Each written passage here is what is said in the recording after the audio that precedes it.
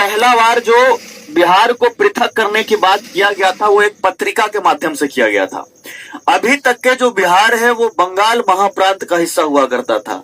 ये पूरा बंगाल महाप्रांत समझ में आ रहा है सभी को, और बंगाल महाप्रांत का हिस्सा हुआ करता था।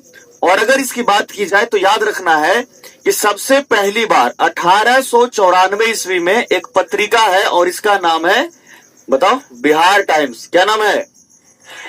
The Bihar times. आपसे अगर प्रश्न पूछेगा कि बंगाल प्रेसिडेंसी या बंगाल महाप्रांत से बिहार को पृथक करने का डिमांड जो है सबसे पहले जो है किस पत्रिका के माध्यम से किया गया, कब किया गया?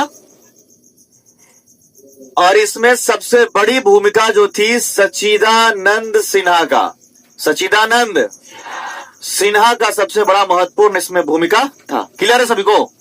अब ध्यान से समझना, इनके इसके अलावे जो है दो नाम आपको और याद रखना है।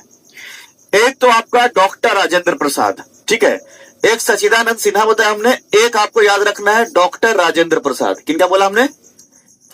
डॉक्टर राजेंद्र प्रसाद।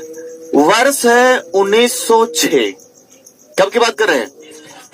और 1906 ईस्वी में ही डॉक्टर राजेंद्र प्रसाद पटना में एक स्टूडेंट कॉन्फ्रेंस किए हैं। ठीक है, पटना में ही एक स्टूडेंट कॉन्फ्रेंस किए हैं और इसी स्टूडेंट कॉन्फ्रेंस में डॉक्टर राजेंद्र प्रसाद ने सभी छात्रों को इसके लिए जागरूक किया है कि कल्चरल तौर तरीके से बंगाल के साथ में रहना बिहारियों के लिए उचित नहीं है। 1906 में इसका नेतृत्व कौन कर रहे हैं? डॉक्टर राजेंद्र प्रसाद, और इनकी भूमिका भी अत्यंत महत्वपूर्ण रही। तो एक नाम तो समझ में आया कि सच्चिदानंद सिन्हा, दूसरा डॉक्टर राजेंद्र प्रसाद, एक व्यक्ति इनका नाम है महेश नारायण। क्या बोला हमने? महेश नारायण। ये तीन नाम आपको एकदम अभी दिमाग में सेट कर लेना है कि अगर बंगाल महाप्रांत से बिहार को अलग करने में सबसे अधिक भूमिका रही तो यही तीनों व्यक्तित्व का रहा।